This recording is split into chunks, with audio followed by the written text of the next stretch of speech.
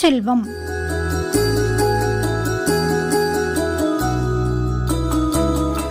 வழங்குபவர் எழுத்தாளர் நா. விச்சுவநாதன் அவர்கள். மலர்களின் வாசனையை கூட செவிகளால் உணரலாம். மயில்களின் குரல்கள் ஒருபோதும் இனிமையாக இருந்ததில்லை. அவை தோகை விரித்து நர்த்தனமிடும்போது அவற்றின் கரகரத்த குரல்கள் வண்ணச் சித்திரங்கள் வழியாக தடவி வரும்போது சங்கீதமாய் மாறுகின்றன. மனம் மற்றும் மூளைப் பிரதேசங்களுக்குச் சென்று பரவி அவற்றின் குரல்கள் செம்மையாக மாறுவதைப் போன்ற பிரமை தோன்றுகிறது. இனிய ராகங்களாய் மாறும் விந்தை நிகழ்கிறது. மனசு வழி வாழ்வது என்பது ஒருவிதமான கலைதான். சில விஷயங்களை அறிவியலுக்கு உட்படுத்தாமல் அனுபவிப்பது பரவசமானது. நெருப்பு என்று எழுதினால் பேப்பரிலிருந்து பொசுங்கல் வாசனை வர வேண்டும் என்பார் லாசா ராமாமிர்தம். லாசாரா நமக்கு சுவைக்க கொடுத்தவை கதைகள் அல்ல. உணர்வு என்ற ஒற்றைச் சொல்லின் பொருளை அணு அணுவாக பிளந்து கொண்டே போய் அது பிளக்கும் கணங்களின் ஆன்ம ஒலியை காலத்தில் வடிகட்டி சொற்களுக்குள் திணித்து கொண்டே போய் அதிலே வார்க்கப்படும் வரிகளுக்கு வடிவம் செதுக்கி காகிதக்கூழில் எடுத்த ஞாபகப் பிரதிகள். இதுதான் அழகின் சிரிப்பு. ஒரு குறிப்பிட்ட சொல்கட்டுக்காக ஒரு நாள் கணக்கில் தவம் கொண்டிருக்கையில் மாம்பூவை காம்பாய்ந்தாற் போல என்று சுவரில் கை எழுதிச் செய்வதை கனவில் கண்டு அதை அப்படியே எழுத்தில் வடித்ததாகவும் கூறுவார்.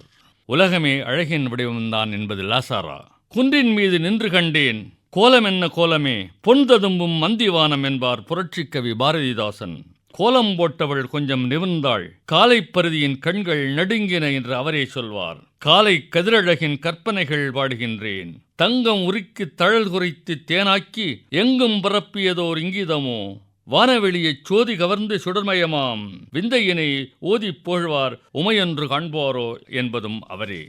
மகாகவி பாரதியின் காலை காட்சி ஒன்றை பார்ப்போம். படமாக விரிகின்ற அற்புதம். இன்னமுதை காற்றிடை எங்கும் கலந்தது போல் மின்னற் சுவைதான் மெலிதாய் மிக இனிதாய் வந்து பரவுதல் போல். ஆஹா, சொற்களின் சாமரம் பேரழகு. திரும்ப திரும்ப வாசிக்கத் துண்டும் வரிகள். தமிழ் இலக்கியமாகட்டும் வாழ்வியலாகட்டும் ரசனை சார்ந்தவைதான், இன்பம் சார்ந்தவைதான். சேவகன் சீர் கேளாத செவியென்ன செவியே என்னும் சிலப்பதிகார ஆட்சியர் குரவை. ஒரு சமண காப்பியம் சமரசம் பேசுகிறது, இணக்கம் பேசுகிறது, நிலையாமை பற்றிய தத்துவச் செய்திகள் உள்ளன. ஆனால் உலகம் நித்தியமானது என்று உரத்த குரல்கள் வருகின்றன.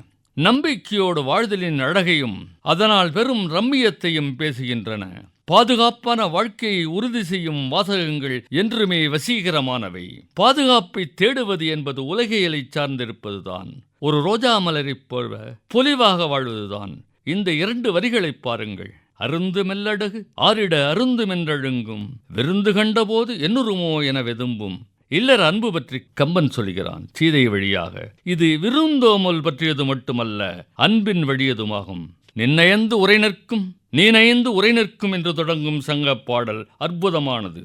வறுமையிலும் அழகான வாழ்க்கை என்பது சாத்தியமானதுதான். ஒரு அரச கொடை மூலம் பொருள் பெற்று வந்த புலவரின் சொற்கள் அறம் சார்ந்தவை, கொடை சார்ந்தவை. கிடைத்த செல்வங்களை வைத்து தானே சுகமாக வாழ புலவரின் மனம் எண்ணவில்லை. குமணன் கொடுத்த இந்த செல்வங்களை பகிர்ந்து கொடுக்கச் சொல்லும் சான்றாண்மை உயர்வானது. கொடுத்தல் அறம், அதை பகிர்தல் அதனினும் பேரறம். யார் யாருக்கு எப்படி கொடுக்க வேண்டும் என்று பட்டியல் போட்டு தன் மனைவிக்கு சொல்லுகிறார் புலவர். நின்னயந்து உரை நிற்கும் நீ நந்து உயர் நிற்கும் பன்மான் கற்பின் நின்களை முதலானோர்க்கும் கடும்பின் கடும்பசி தீரை ஆளனின் நெடுங்குறி எதிர்ப்பை நல்கியோர்க்கும் என்னோர்க்கும் என்னாது எல்லோர்க்கும் சூழாது வல்லாங்கு வாழ்தும் என்னாது நீயும் எல்லோர்க்கும் கொடுமதி நிகழவோயி பழந்தூக்கும் உதிரத்து கிழவன் திருந்துவேல் குமணன் நல்கிய வளனே. எல்லாமே அற்புதமானவைதான். சூரியனுக்கு கீழே இருப்பவை எல்லாமே புதுமைதான். துண்டு துண்டாக நிற்கும் வாழ்க்கை அழகற்றது என்போம். வந்தவன் கேட்டான், என்னை தெரியுமா? தெரியவில்லையே. உன்னை தெரியுமா எனக் கேட்டேன். தெரியவில்லையே என்றான். பின் என்னத்தைத்தான் தெரியும் என்றான். உன்னையும் என்னையும் தவிர வேறு எல்லாம் தெரியும் என்றேன். இப்படி போகும் ஒரு கவிதை. பிளவுண்ட உலகம் இதுதான். இந்த உலகத்தில் வாழ்வதும் இனிதுதான். செவிச்செல்வம். வழங்கியவர் எழுத்தாளர் நா. விச்சுவநாதன் அவர்கள்.